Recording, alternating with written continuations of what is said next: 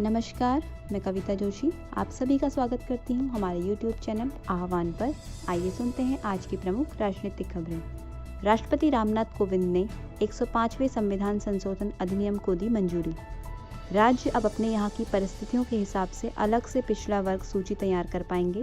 राष्ट्रपति रामनाथ कोविंद ने 105वें संविधान संशोधन अधिनियम को मंजूरी दे दी है, जो राज्यों को अपने यहाँ सामाजिक व शैक्षिक रूप से पिछड़े वर्ग की पहचान करने का अधिकार देता है।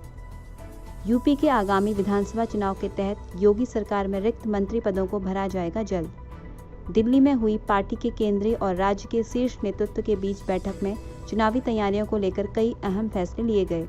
इस बात की भी संभावना है कि योगी सरकार में रिक्त मंत्री पदों को जल्द ही भरा जा सकता है। इस बीच पार्टी अध्यक्ष जेपी नड्डा भी 23 अगस्त को उत्तर प्रदेश के दौरे पर जाएंगे। राजस्थान के मुख्यमंत्री अशोक गहलोत ने भाजपा नेताओं पर साधा निशाना। उन्होंने कहा कि कांग्रेस ने देश में लोकतंत्र को मजबूत व देश को अखंड रखा है। पाकिस्तान की तरह यहाँ सैनिक शासन नहीं लगने दिया, इसलिए हमारे यहाँ सरकारें बनती हैं, बदलती हैं और वर्तमान सरकार बनी है तो इसलिए बनी है क्योंकि देश में लोकतंत्र की जड़ें मजबूत रही हैं। अफगान संकट के बीच जयशंकर और ब्लिंकन ने एक सप्ताह में हुई दूसरी बातचीत। अफगान संकट के बीच जयशंकर और ब्लिंकन के बीच एक सप्ताह में हुई दूसरी बातचीत। विदेश मंत्री एस जयशंकर और अमेरिका के विदेश मंत्री एंटनी ब्लिंकन की एक बार फिर बातचीत हुई है। दोनों नेताओं ने काबुल में फंसे अपने अपने नागरिकों को निकालने के लिए तालमेल पर चर्चा की है। साथ ही तालिबानी कब्जे के बाद उपजी स्थिति में दोनों देश समन्वय के साथ आगे की रणनीति तय करने पर भी सहमत नजर आ रहे हैं। राजस्थान में भाजपा की जन आशीर्वाद यात्रा अलवर के भिवाड़ी से हुई शुरू। केंद्रीय मंत्री भूपेंद्र यादव समेत भाजपा के अन्य नेताओं ने जन आशीर्वाद यात्रा के तहत यहां गोविंद देव मंदिर में पूजा अर्चना की। इसके बाद भाजपा के मंत्री अजमेर के लिए रवाना हो गए। भाजपा की जन आशीर्वाद यात्रा अलवर के भिवाड़ी से शुरू हुई।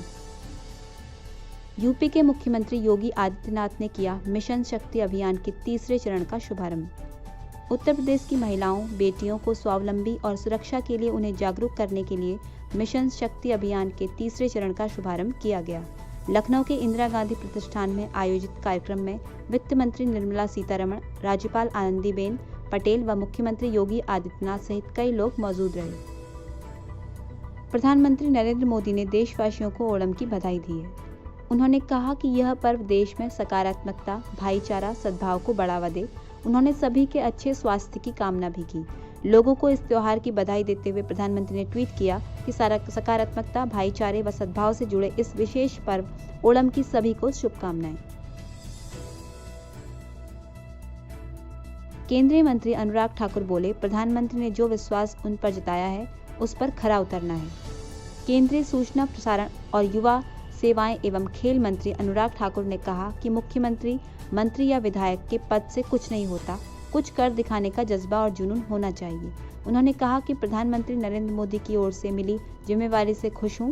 मेरी सोच है कि मिलने वाले अवसर से न्याय होना चाहिए। पंजाब के जालंधर में गन्ना किसानों ने हाईवे और रेलवे ट्रैक किया ब्लॉक।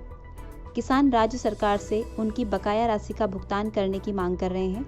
भारतीय किसान यूनियन 2 आप से SMS राय ने कहा कि अगर सरकार ने शनिवार शाम तक हमसे बातचीत नहीं की तो हम पंजाब बंद का आह्वान करेंगे। राज्य के चिकित्सकों और स्वास्थ्य कर्मियों के लिए झारखंड सरकार पेश करेगी विधेयक। स्वास्थ्य मंत्री बन्ना गुप्ता ने कहा, झारखंड सरकार आगामी मानसून सत्र में चिकित्सा सुविधा विधेयक पेश करेगी। हम चिकित्सकों और स्वास्थ्य कर्मियों की सुरक्षा को लेकर चिंतित हैं।